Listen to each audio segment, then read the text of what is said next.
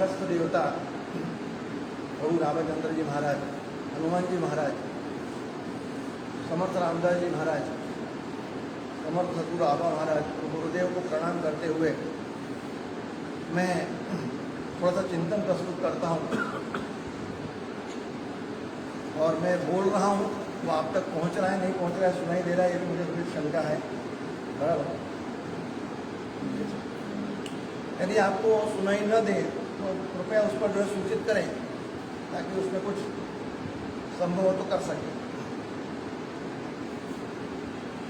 जैसा कि आप जानते हैं, इस कोविड की स्थिति में आज अखबारों में सूचना है कि अनलॉक कर दिया गया है, लेकिन हमारा ऐसा मानना है कि थोड़ा सा इस समय सबूरी की आवश्यकता है। दो शब्द अध्यात्म में भी आते हैं, श्रद्धा और सबूरी। ये वही समय है परीक्षा का। देखिए, सरकार ने अपनी व्यवस्था के लिए प्रेशर है, उन्होंने अनलॉक कर दिया, स्वाभाविक है। लेकिन थोड़ा सा हमें इस समय धैर्य की परीक्षा देना हमारा कर्तव्य बनता है। इसलिए बहुत से लोगों के फोन आए, लोगों ने पूछा कि ये क्या हम रामदूत को आ सकते हैं। हमने उनको बड़ा ही विनम्रतापूर्वक कहा कि अभी थोड़ा रुकिए, उचित समय आएगा तो आपको सादर निमंत्रण करेंगे, क्योंकि ये हमारी परीक्षा की घड़ी है, हमारे धैर्य की परीक्षा है इस समय। और इसी कारण आप देख रहे हैं, मठ द्वारा जो है दिनांक 21 तारीख से अप्रैल से हनुमान जयंती के पावन उपलक्ष्य पर मठ द्वारा एक अनुष्ठान का आयोजन किया गया, जो रात्रि में नित्य होता था 8 से 8:30 बजे तक, हो ही रहा है, आज भी हो रहा है। और उसका प्रामाणिक प्रयास था कि प्रभु से हम प्रार्थना करें कि इस कोविड की महामारी से हमारे देश को, संकट को जो है मुक्त कराए। मुझे बड़ा हर्ष हो रहा है कहने में, ये जो भावनात्मक लोग, असंख्य लोग जो भावनात्मक रूप से उससे जुड़े, उस अनुष्ठान से देश विदेश के लोग जुड़े, और लोगों ने अपनी जब भावनाएं व्यक्त की, अंतिम दिन 21 तारीख को, 21 को हमने लाइव प्रसारण जो बंद किया, तो उन भावनाओं को आप एक बार पढ़िएगा। लोग भाव विवल हुए, उस अनुष्ठान से इतना लगाव हो गया था। और उसमें एक जो है साधक ने बड़ा सुंदर जो है अपनी प्रतिक्रिया व्यक्त की है, वो अपने से आज रिलेटेड है, इसलिए मैं आपके सामने रख रहा हूं। उस साधक ने लिखा है, जिस उद्देश्य से हमने ये अनुष्ठान प्रारंभ किया था, वो हमारा उद्देश्य राम जी तक पहुंचा है, सफल हुआ है, उसकी परिणति हमको आज दिखाई दे रही है। और इससे बड़ा अनुष्ठान का क्या फायदा होता। हमारा स्पष्ट मानना था कि लोगों तक पहुंचे या ना पहुंचे, हजारों लोग जुड़े, 500 लोग जुड़े, 200 लोग जुड़े, 100 लोग जुड़े, 50 लोग जुड़े, इससे मतलब नहीं। वो हमारी जो प्रार्थना है, हमारी जो प्रेयर है, वो प्रभु राम जी तक पहुंचे। और लोगों ने अपनी भावनाएं व्यक्त की है दूरभाष के माध्यम से, कि जिस समय हमारा यह अनुष्ठान प्रारंभ हुआ था हनुमान जयंती के दिन, लगभग 1300 एक्टिव केसेस शहर में हुआ करते थे प्रतिदिन।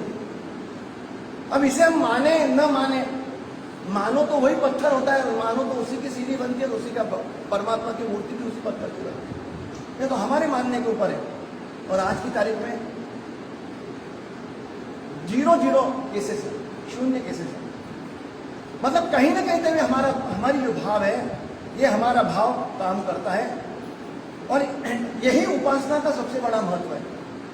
कुछ लोग ऐसी भी प्रतिक्रिया व्यक्त करते हैं, जिससे क्या होने वाला है, अरे भाई फील्ड में काम करना चाहिए, प्रत्यक्ष रूप से हमें एक्टिव होना चाहिए। कुछ लोगों का कहना है, श्री राम जय राम जय राम बैठ कर करने से क्या होने वाला है।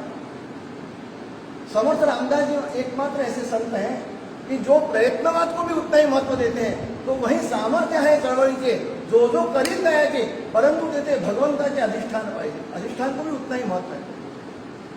केवल वो प्रयत्नवाद को महत्व नहीं देते, भगवान का अधिष्ठान भी उतना ही महत्वपूर्ण है। और आप पाएंगे, आप महाराष्ट्र की या हमारे देश की सारी परिस्थितियों को यदि इतिहास में जाकर झांकेंगे, तो एक बात पाएंगे कि जब जब कभी भी देश में राजकीय क्रांतियां हुई हैं, राजनीतिक घटनाक्रमों में क्रांति हुई है, उस समय उसके पीछे सांस्कृतिक और आध्यात्मिक क्रांति महत्वपूर्ण रही।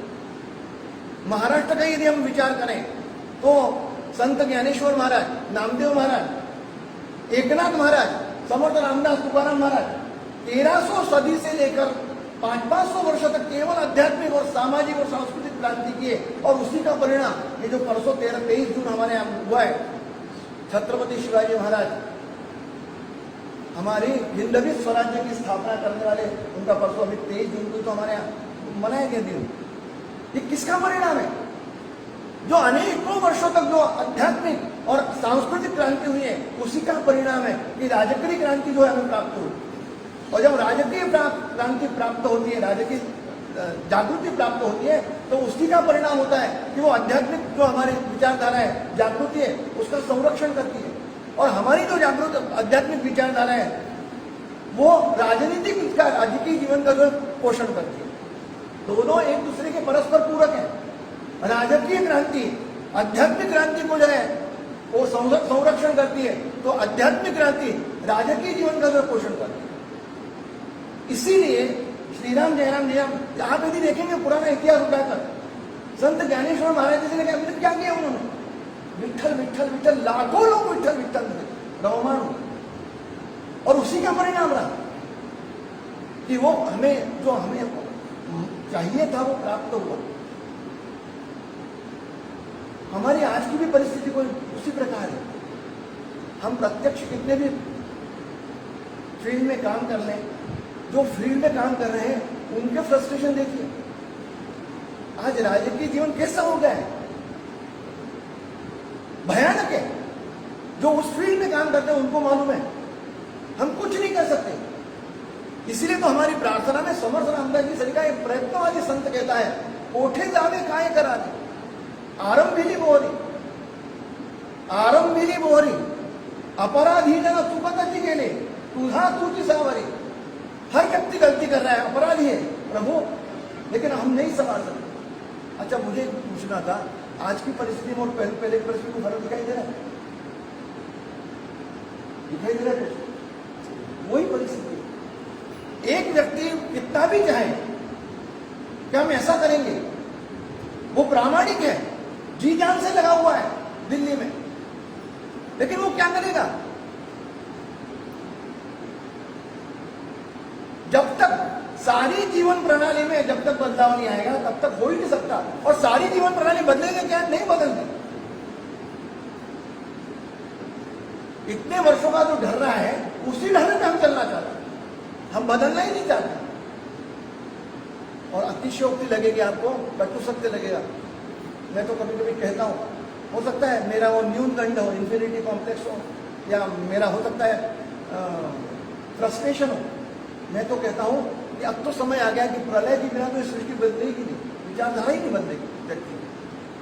अब तो प्रलय हो जाए बस, यही उसका कारण है। पर कभी कभी हम ऐसा सोचते हैं, ऐसा भी सोचना गलत है, ये बात भी तो सोचना गलत है। तो इसलिए हमारा एक ही मार्ग होना चाहिए। क्या? ठीक है, हम राजकीय क्रांति नहीं कर सकते, राजनीतिक जीवन प्रणाली नहीं अपना सकते, हम फील्ड में नहीं जा सकते, हम मानते हैं कि हम प्रत्यक्ष रूप से फील्ड में काम नहीं कर सकते। तो हमारा एक कर्तव्य है, क्या है वो? कर्तव्य है कि हम प्रभु की आराधना करें, प्रार्थना करें, उपासना करें, और उसका परिणाम आज नहीं तो कल, जैसे दिखाई दिया है लोगों में भी, वैसे दिखाई देगा, दिखाई देगा और दिखाई देगा। और एक ही मार्ग है उपासना, मतलब एक ही मार्ग, उपासन, परमात्मा के पास बैठना, सबको मालूम है। लेकिन परमात्मा के पास बैठने के लिए सबसे श्रेयस्कर मार्ग हो, कलयुग में कलौ तद हरि कीर्तना। हमारा जो मूल विषय है कलौ तद हरि कीर्तना, भगवान का संकीर्तन ही श्रेष्ठ है। कलयुग को केवल नाम आधार, सरस्वती जी ने कहा, नाम ही उसका सर्वश्रेष्ठ उपासना का माध्यम है। श्रीमद जगतगुरु शंकराचार्य जी ने अपने इसमें कहा है, स्तोत्र में कहा है,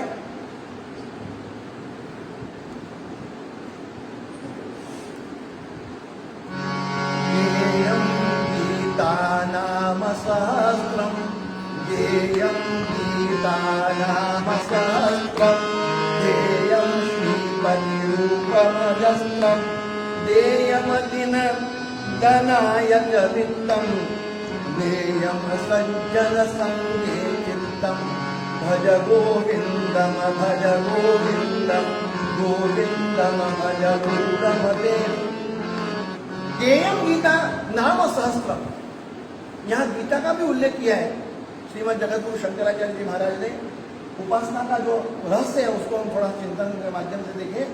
गेयम गीता नाम सहस्त्रम, और नाम सहस्त्रम मतलब सहस्त्र नाम, विष्णु सहस्त्र नाम। कभी कभी हम कहीं ऐसा इस प्रकार का चिंतन चलता है, कहीं गीता का श्लोक पढ़े जा रहे हैं, पाठ हो रहा है, विष्णु सहस्त्र नाम का पाठ हो रहा है, तो कभी कभी हमको ऐसा लगता है कि अरे हमको तो नहीं आता। चार लोग यदि पढ़ने लगे विष्णु सहस्त्र नाम और अपन अकेले बैठे रहे तो थोड़ा सा फिर इंफीरियरिटी आती है, अरे अपने को नहीं आता। अच्छा, गेयम गीता नाम सहस्त्र, गीता का भी नहीं पाठ आता। अरे भाई, इसकी जरूरत ही नहीं है।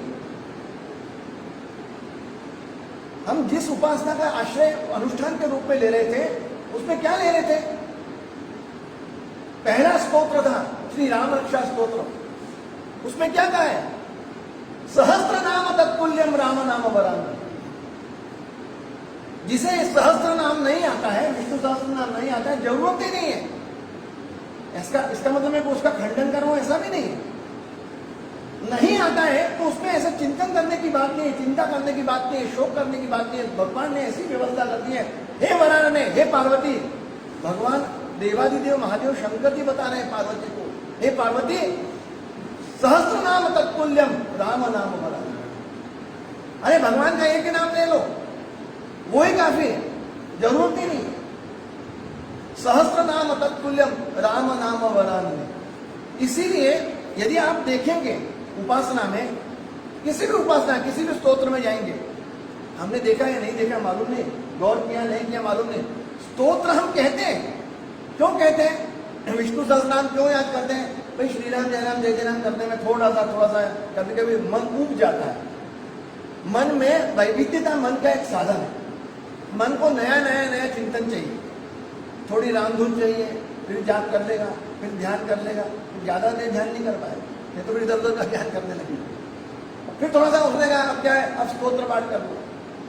ये न के न प्रकार न उपासन, भगवान के साथ में सान्निध्य। वो सान्निध्य के अनेक प्रकार हो सकते हैं। वो स्तोत्र का पाठ करें, वो जाप कर ले, वो ध्यान कर ले, वो पूजा कर ले, वो भगवान का कवन पढ़ ले, कुछ भी कर ले। ये न के प्रकार न भगवान से जुड़ना, भगवान के साथ सान्निध्य प्राप्त करना, भगवान के पास बैठना, ये उसका रहस्य है। लेकिन इस रहस्य का और भी रहस्य में जाएंगे तो हमने पढ़ा, क्या पढ़ा? बुध कौशिक ऋषि, श्री सीतारामचंद्रो देवता, फिर आगे क्या? नहीं, आगे हम शुरू करते ना, श्री राम रक्षा स्तोत्र मंत्र से बुध कौशिक ऋषि, आगे स्तोत्र कहां से प्रारंभ होता है?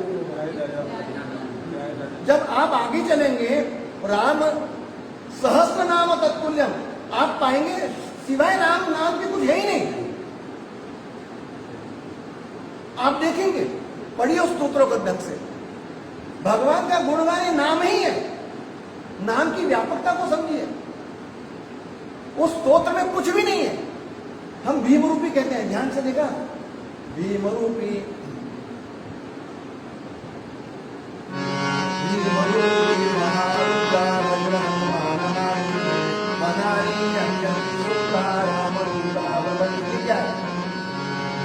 आपसे प्रश्न करता हूं, क्या है? भीम रूपी महारुद्रा, वज्र हनुमान मारुति, बनारी, अंजनी सूता, रामदूता, प्रभंजना, ये क्या है? हनुमान जी के नाम है। मैं ठीक कह रहा हूं? नाम ही तो है, और क्या है? नाम के सिवा कुछ है क्या? कुछ भी नहीं है।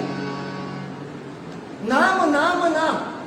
और श्री गुरु चरण सरोज रज निज मन मुकुर सुधार, बरनौ रघुवर विमल जन लोकायत बलदार, बुद्धिहीन तनु जानिके सुमिरो पवन कुमार। सुमिरो स्मरण पवन कुमार, बल बुद्धि विद्या देव मोको हरौ कलेश विकार। जय हनुमान ज्ञान गुण सागर, जय कपि सती लोक। क्या है? हनुमान जी महाराज का गुणगान है, अर्थात नाम है। नाम के सिवा कुछ हो ही नहीं सकता। और आखिर में हम क्या कहते हैं? श्री राम जय राम, श्री राम जय राम। ये जो हमारी श्रद्धा है, नाम पर हो तो क्या बढ़िया है, पर नाम पर हमारी अटल श्रद्धा रहती नहीं है, इसलिए इन सब व्यवस्थाओं का हमें आश्रय लेना पड़ता है। हम कहते कि हमको लगा स्तोत्र पाठ गया, कुछ नहीं है। नाम नाम नाम, भगवान के नाम के साथ कुछ है ही नहीं। भगवान के नाम का महत्व वर्णन करते हुए आप देखिए, इतनी पूजा कर लीजिए, आप इतना जाप कर लीजिए, इतना यज्ञ कर लीजिए, बड़े बड़े अनुष्ठान कर लीजिए, और अनुष्ठान के अंत में आपको आश्चर्य लगेगा, जो करते हैं ना उनको सबको मालूम है। यस्य स्मृत्या च नामोक्त्या तप पूजा क्रिया, यस्य स्मृत्या च नामोक्त्या तप पूजा क्रिया। और आखिरी में न्यूनम संपूर्णतायाति सत्यो वंदे तमोक्तम, गोपाल कृष्ण भगवान की। मैं ये सब कुछ कर रहा हूं प्रभु, लेकिन इसमें जो भी न्यूनता रह गई है, जो भी कमतरता रह गई है, कमी पेशी रह गई प्रभु, मैं नहीं जानता। वो क्या हुआ? यस्य स्मृत्या च नामोक्त्या, आपके नाम से उसको परिपूर्णता प्रदान करो प्रभु। मतलब 2-2 घंटे हमने पूजा की, 2-2 घंटे हमने याद किया, 2-2 घंटे हमने जाप किया, 2-2 घंटे जो भी करना था तंत्र मंत्र किया, अंत में जो अंत में हमारा संकल्प होता है, अंत में विसर्जन करते समय इस प्रकार का करके ही विसर्जन किया जाता है। यस्य स्मृत्या च नामोक्त्या तप पूजा क्रियादिषु, तप जप क्रियादिषु। हे प्रभु, उसकी न्यूनता, उसकी कमतरता प्रभु आपके नाम से हो। क्या व्यवस्था है? मतलब क्या हो गया? इजिकल टू क्या हो गया? 2 घंटे की पूजा इजिकल टू भगवान का नाम। इसीलिए हमारे उपासना का जो रहस्य है, भगवान का हम आश्रय लें तो भगवान नाम से लें।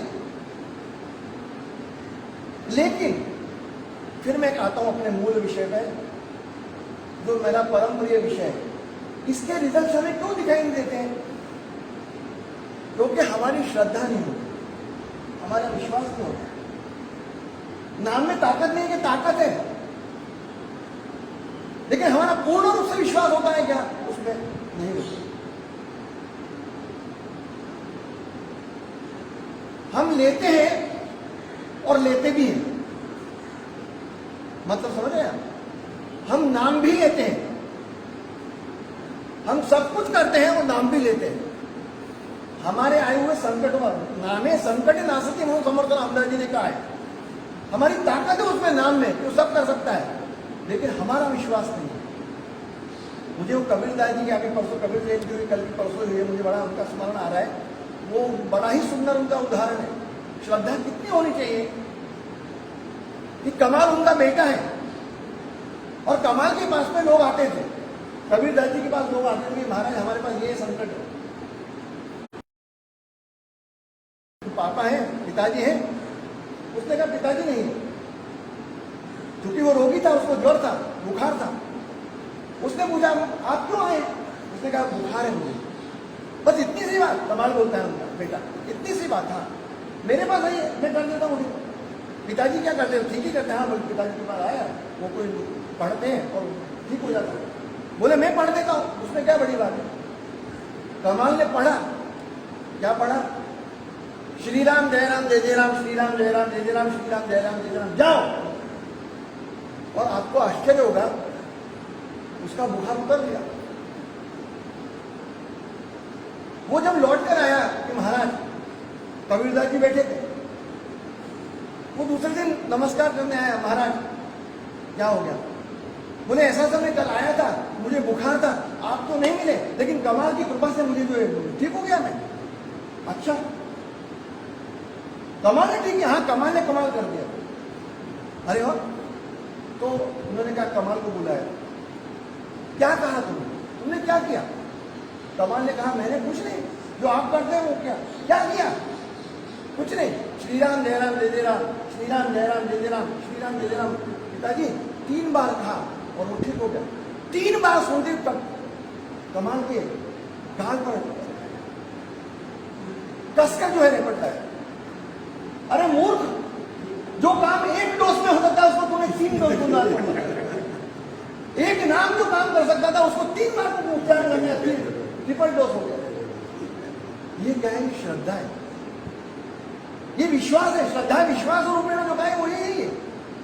लेकिन हमारा क्या होता है? हमारा सब जो हमारे विश्वास श्रद्धा सब बटी रहती है, 50 जगह बटी रहती है। ये भी ना बहुत से लोगों का एक प्रश्न रहता है। अभी कोविड में भी बहुत से लोग जो साधना करते थे, बेचारे बहुत अच्छे अच्छे लोग, अच्छी अवस्था थी, साधना करते थे, जाप करते थे, अनुष्ठान करते थे, और बेचारे चले गए। तो लोगों के मन में संभ्रम निर्माण होता है। वो विषय बहुत अलग है, तो उस पर ज्यादा टीका नहीं करना चाहता, चर्चा नहीं करना चाहता।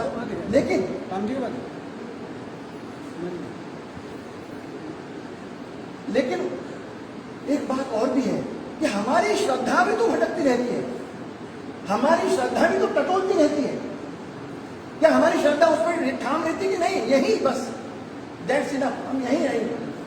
यदि हम नाम का आश्रय लेंगे तो नाम का ही आश्रय लेंगे।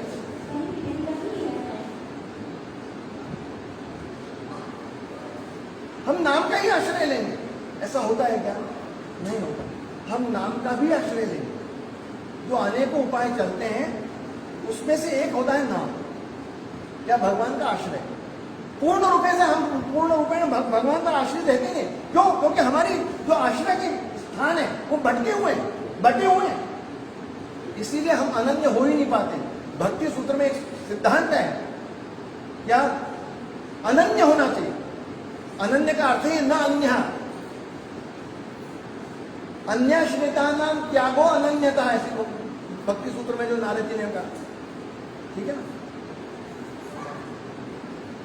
नारद जी ने व्याख्या की है, किसी भी दूसरे का आश्रय लेना, उसका त्याग करना, अर्थ है अनन्य। हमारा आश्रय कितने स्थान है, फिर भी कोविड की एक कृपा कही है, या कोविड की वजह से हमारा एक जो संभ्रम था वो टूटा गई है, या कोविड की वजह से एक संभ्रम था वो हमारी आंखें खुल गई कि जिनको हम आश्रय स्थान मानते थे वो बहुत से लोगों को उस प्रकार के अनुभव आना प्रारंभ हुए। पुत्र पिता बंधु मित्र स्वार्थी सभी, कोई तेरे काम नहीं आएंगे कभी। इसका भी रहस्य क्या है? ऐसा नहीं है जो अपन समझते वो उसका अर्थ नहीं, वो कभी आएगा तो उसका भी स्पष्टीकरण करेंगे। पर इसका मतलब ये है कि हम जो जिनको आश्रय स्थान मानते थे वो भी अब दूर दूर दूर दूर सरकने लगे। कोविड ने ऐसी परिस्थिति निर्माण कर दी। किसी का आश्रय, धन का आश्रय, कितने तभी आश्रय, लेकिन इन सब आश्रयों का जब तक त्याग नहीं होगा तब तक नाम के प्रति जो श्रद्धा है वो श्रद्धा हमारी पूर्ण रूप से फलीभूत नहीं होगी। इसीलिए एक सुंदर कथा है वो मैं छोटी सी आपके सामने रखता हूं। कथा आपने सुनी हुई है, लेकिन जो हमारे आश्रय होते हैं और संतों के आश्रय होते हैं कितना भेद होता है, इसलिए मैं आपके सामने रख रहा हूं कि नामदेव जी महाराज, आप लोगों के सभी के परिचित एक संत हुए, महाराष्ट्र में पहुंचे हुए संत हैं, और केवल विठ्ठल विठ्ठल विठ्ठल, बस 24 घंटे विठ्ठल। आश्रय किसका? केवल विठ्ठल। और आश्रय विठ्ठल का जिसने लिया, घर में अवस्था कैसी थी? सुबह खा ले तो शाम को नहीं मिलता था, सुबह खा ले तो शाम की अवस्था नहीं थी, शाम की कोई व्यवस्था नहीं थी।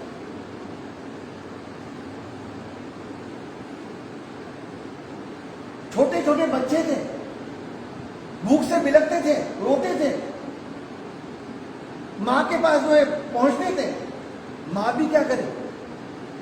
और एक दिन इनकी पत्नी अपनी पड़ोसन की पत्नी के पास में गई, कहा दोनों जन जो है कपड़े धो रही थी चंद्रभागा नदी के ऊपर।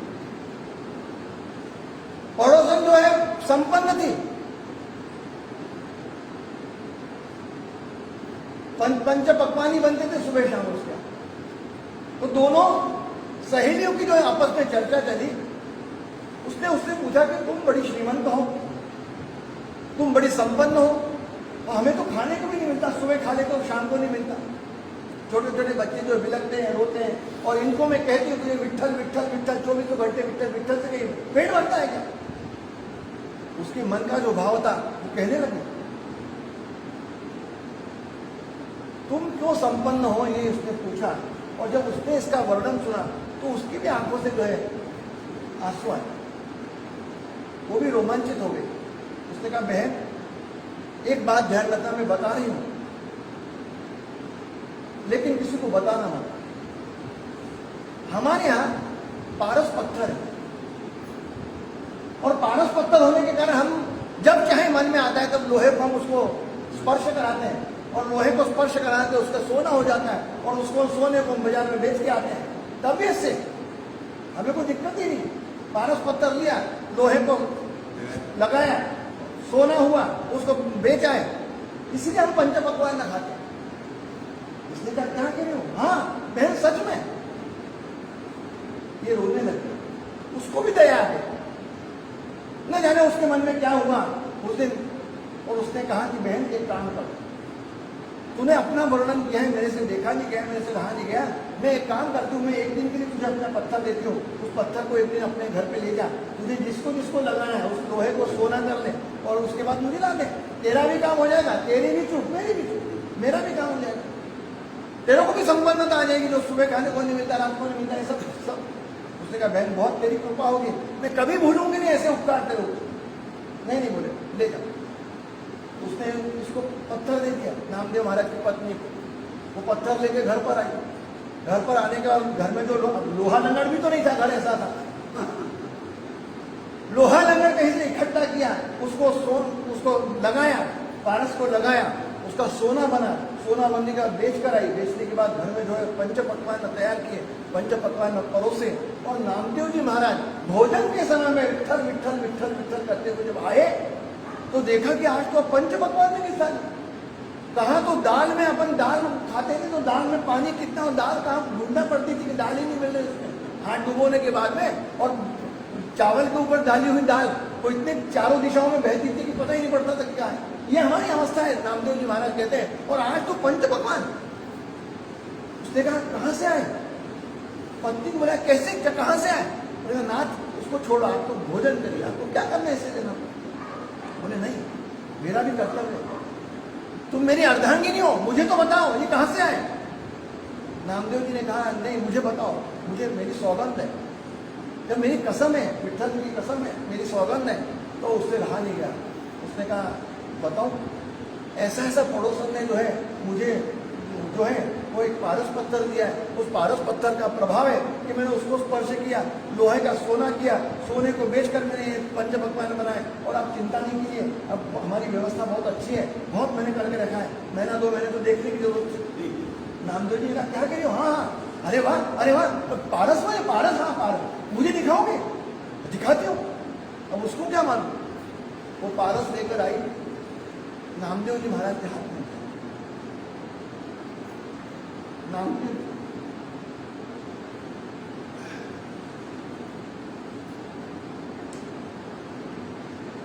नामदेव जी महाराज ने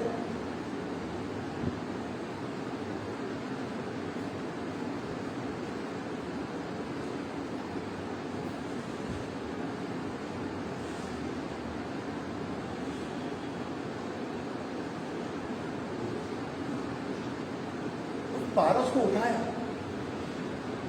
और चंद्रभागा में फेंक दिया। दौड़ते दौड़ते गए, चंद्रभागा में फेंका। जैसे ही चंद्रभागा में फेंका, इकट्ठे हुए लोग, हाहाकार मच गया। वो पत्नी दौड़े, अरे अरे क्या करे नाथ जी, क्या करे नाथ जी, क्या करे। जिनका पत्थर था वो भी आ गए, उसकी पत्नी भी आ गई। सब लोग दौड़े थे, हाहाकार मच गया, ये क्या कर दिया, क्या कर दिया, क्या कर दिया। लोग आरोप प्रत्यारोप लगाने लगे एक दूसरे को, नामदेव महाराज को भला बुरा कहने लगे। नामदेव जी महाराज ने कहा अरे भी क्या हो गया, क्या हो गया, पारस फेंक दिया, तुमको शर्म नहीं आती, तो हमने तुम्हारे लिए दिया था। बोले मुझे नहीं चाहिए, आमुची है धन विठ्ठलाचे नाम, हमारे पास धन है, विठ्ठल का नाम है, हमारी जो श्रद्धा है जिस पर से मैं घूम फिर कर आ रहा हूँ, ये हमारा आश्रय एक ही होना चाहिए, हमारा धन एक ही होना चाहिए, भगवत नाम। होता है क्या, आमुची है धन विठ्ठलाचे नाम, हम तो धन पर आश्रय करते हैं, जबकि हमारा आश्रय स्थान भगवान का नाम ही हमारा धन होना चाहिए। आमुची है धन विठ्ठलाचे नाम। उन्होंने कहा, पड़ोसी ने कहा जिसका फेंका था, उसने कहा ऐसे तत्व ज्ञान तो हमने बहुत सुना है, ये आपने फेंक दिया इसलिए हमें तत्वों की बातें सुनाने, शर्म नहीं आती आपको। लोग भी चिल्लाने लगे, नामदेव जी महाराज जी कहा, अरे भाई मैं कह तो रहा हूँ भगवान के विठ्ठल नाम में इतनी ताकत है, इसकी क्या जरूरत है? जब लोग हाहाकार मचाने लगे, चढ़ने लगे, मारने पार उठा, नामदेव जी पत्नी कहने लगी, रोने लगी, नाथ ये क्या कर दिया आपने, मेरा क्या कसूर था, मेरे ऊपर लोग चढ़ रहे हैं। चिंता मत करो, पारस चाहिए, पारस चाहिए। आपको आश्चर्य होगा, नामदेव जी महाराज चंद्रभागा नदी में उतरे, जहाँ देखा था लोग इकट्ठे हुए, बोले तुम्हारा पारस चाहिए ना, मैं निकाल के देता हूँ। लोग ऐसे मिलता है क्या, इतने इतने पत्थर पड़े रहते हैं। और आपको आश्चर्य होगा, नामदेव जी महाराज चंद्रभागा नदी में उतरे, कमर इतने पानी में उतरे, अंजुली भर जो है पानी ऊपर उठाया, पत्थर लेकर अंजुली लेकर बाहर निकले और उनसे कहा कि आपका जो पारस है वो इसमें से उठा लो, आपका इसमें से जो पारस है उठा लो, ये सारे पारस ही। आपको आश्चर्य होगा, उन्हें विश्वास नहीं था, लोहा लंगड़ लेकर आए और जिस पत्थर को उस पर पारस क्या, पर वो लेना अपना ही। उन्होंने नामदेव जी महाराज से कहा, महाराज ये क्या सामर्थ्य है? अरे भाई पगड़ो, पारस को सोने को पारसत्व देता है, स्पर्श करके सोने, लोहे को जो स्पर्श करके सोना बनाता है, पर मेरे भगवान विठ्ठल का नाम पत्थर में जो पारसत्व पैदा करता है। अब तुम सोचो, इस पत्थर को पकड़ो कि भगवान के नाम को पकड़ो, जो किसी भी पत्थर को जो स्पर्श कर दे तो भगवान का नाम पारसत्व दे दे, कि उसमें शक्ति आ जाती है कि लोहे को स्पर्श कर दे सोना बना देता है। ये भगवान नाम की ताकत है, बोले पत्थरों को लेकर मैं क्या करूँ? तो तात्पर्य क्या है, आमुचे ही धनो विठ्ठला के नाम हो, भगवान का नाम ही हमारा आश्रय होना चाहिए, या भगवान का नाम ही हमारा धन हो, हमारा धन अलग नहीं होना चाहिए। मुझे विश्वास है कि मैं ये सब कुछ कह रहा हूँ, आप भी सब कुछ सुन रहे हैं, लेकिन होना वही है, निरूपणी ते सदवृत्ति होते, स्थल त्याग होता, सबे की जाने काहे करूँगे क्रिया घड़े ना, तो यही होना है कि जाने के बाद जो है कि जो जिन्होंने शेयर में मार्क लगाया होगा, लगाया वो सब अपने फटाफट देखने लगेंगे, और देखना भी चाहिए, ऐसा करिए मत। इतनी कृपा करते हुए, विनती करते हुए, तात्पर्य केवल ध्यान में रखिएगा, हमारी उपासना भगवान तक पहुंचने का माध्यम भगवान नाम है, और उसमें ताकत है। यदि हम उतनी तीव्रता के साथ में, भाव के साथ में सब लोग जुड़ेंगे और अनुष्ठान करेंगे, सभी लोगों से मेरा विनम्र निवेदन है कि अनुष्ठान आप लोग कायम रखिएगा, लोग जो कर रहे हैं वो करिएगा। मंदिर में आज भी वो 8 से 8:30 अनुष्ठान होता है, लाइव हो नहीं पा रहा है, लेकिन आप लोगों से विनम्र अनुरोध है कि लाइव फेसबुक पर जो पेज पर जो है वीडियोस पड़े हुए हैं, उनका आश्रय लेते हुए आप उसका आश्रय लें और वो अनुष्ठान करें, क्योंकि अभी भी समय ऐसा है, एक थर्ड लेयर करके जो कदम चल रहा है, उस सावधानी से निपटने के लिए हम सावधान रहें, अखंड सावधान असावे, उस प्रकार सावधान बरते, सावधानियां बरतें और भगवान नाम का आश्रय लें। इन्हीं शब्दों के साथ में अपने वाणी को विराम देते हुए यही मैं कहूँगा। जय जय रघुवीर समर्थ।